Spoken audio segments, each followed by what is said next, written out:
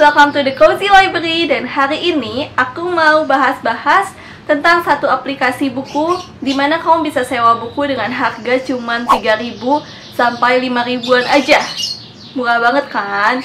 Mau tahu apa? Nah, tapi sebelumnya, buat kamu yang belum subscribe, bisa subscribe dulu di bawah sana dan klik lonceng notifikasinya biar kamu dapat notifikasi tiap aku update hari Rabu dan hari Jumat. Juga buat kamu yang mau konten-konten tambahan kayak podcast, video behind the scene, sampai video yang khusus dibuat buat kamu, itu ada di Karya Karsa aku, linknya ada di bawah. So, check that out. Okay, that's it and let's go!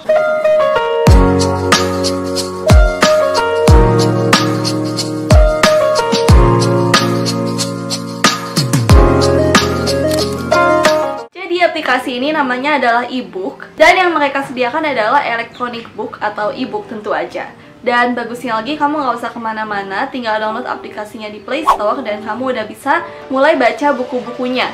Harga e-booknya juga bervariasi banget, ada yang gratis dan ada yang seperti aku bilang tadi, buat sewa e-book ini ada yang cuma 3.000 sampai 5.000 rupiah aja. Gila, itu murah banget gak sih? Dan waktu sewanya juga bukan sebentar loh, tapi 2 minggu mereka kasihnya. Baik banget kan?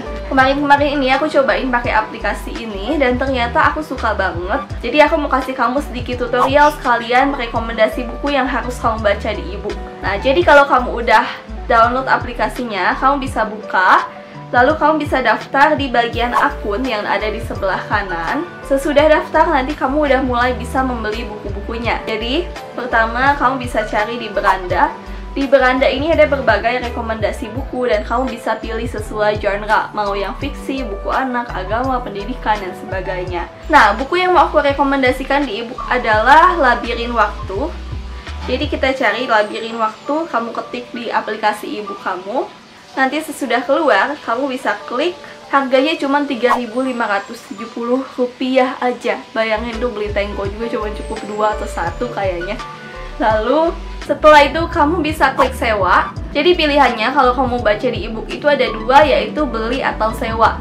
Tapi aku lebih merekomendasikan sewa. Buat kamu yang mau buku-buku yang murah, tentu aja pilihan sewa jauh lebih murah ya. Nah, kita klik sewa, lalu di situ nanti akan keluar cara pembayarannya. Jadi cara pembayaran di e-book ini kamu bisa pilih untuk isi saldo, atau kamu bisa bayar langsung lewat opsi pembayaran yang tersedia. Jadi ada OVO, ada yang lain-lain lagi di sana.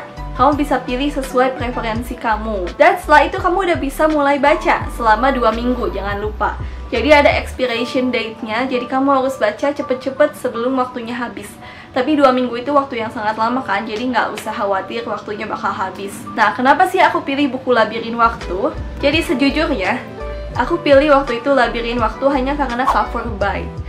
Bayangin aja, cuman gara-gara covernya bagus, aku jadi tertarik. Karena aku suka banget cover-cover ethereal macam ini. Dan ini terbitin sama penerbit Koru.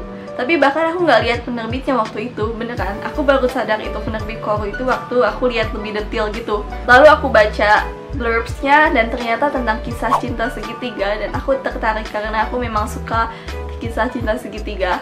Lebih menarik aja, nggak tahu kenapa. Lalu aku waktu itu baca dan ternyata bagus banget. Itu lebih dari ekspektasi aku. Padahal aku baca buku ini tuh cuma mau refreshing sebentar, tapi ternyata bukunya bagus banget. Nah, tentang apa sih Labirin Waktu ini? Jadi Labirin Waktu ini tentang seorang bernama Kamala. Kamala ini dia dari keluarga yang broken home. Mamanya meninggal, papanya menikah lagi, lalu meninggalkan mereka untuk bekerja dan bayar utang. Tapi ternyata ada sesuatu terjadi, papanya nggak pulang-pulang. Dan waktu itu yang bisa menjadi sandaran buat Kamala hanyalah Dewangga. Mereka ini udah sahabatan dari kecil, tapi suatu waktu Dewangga menghilang gak tahu kemana, dan Kamala jadi kehilangan sandarannya. Akhirnya waktu berlalu, Kamala masih menanti Dewangga sampai kalau nggak salah sekitar 13 tahun.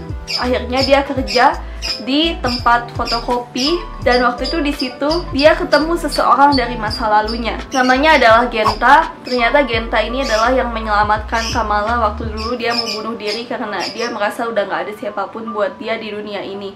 Sewaktu Dewangga pergi dan adik tirinya juga pergi. Walaupun mereka cuma ketemu di momen itu dan Kamala sebenarnya nggak mau mengingat-ingat masa lalunya, tapi Genta inilah yang akhirnya mengajari Kamala bahwa dalam hidup itu kita harus melangkah. masa lalu itu masa lalu. Kita nggak akan pernah bisa melupakan masa lalu, tapi masa lalu itu bisa kita jadikan pelajaran dan kita bisa memilih mau diam di dalam kubangan bernama masa lalu itu atau mau melangkah. Jadi aku suka banget makna yang dibawa dari buku ini tentang melangkah dari masa lalu. Walaupun diceritakan dalam kisah romance yang sederhana dan cuman kisah cinta segitiga, tapi pelajarannya itu dapet banget. Feelingnya aku rasakan itu agak mirip sama waktu aku baca Forever Monday, yang sebenarnya kisah cintanya ya begitu, cuma kisah cinta segitiga, sederhana, tapi makna yang dibawa, peran tokoh-tokohnya, masa lalunya mereka, itu tuh deep banget sampai kita merasa ada di dalam ceritanya. Jadi waktu baca ini, paragraf demi paragrafnya tuh beneran mengalir dan aku merasa nggak bosen-bosen bacanya.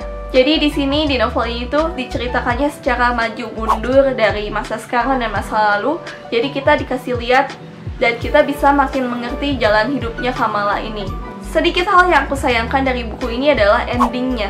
Jadi kayak aku udah menikmati awal dan tengahnya, tapi pas endingnya itu kayak terlalu cepet, terlalu diburu-buru. Aku nggak tahu apa ada batas halaman atau gimana, tapi rasanya tuh aku belum puas sama endingnya gitu. Aku pingin endingnya dipanjangin lagi sedikit.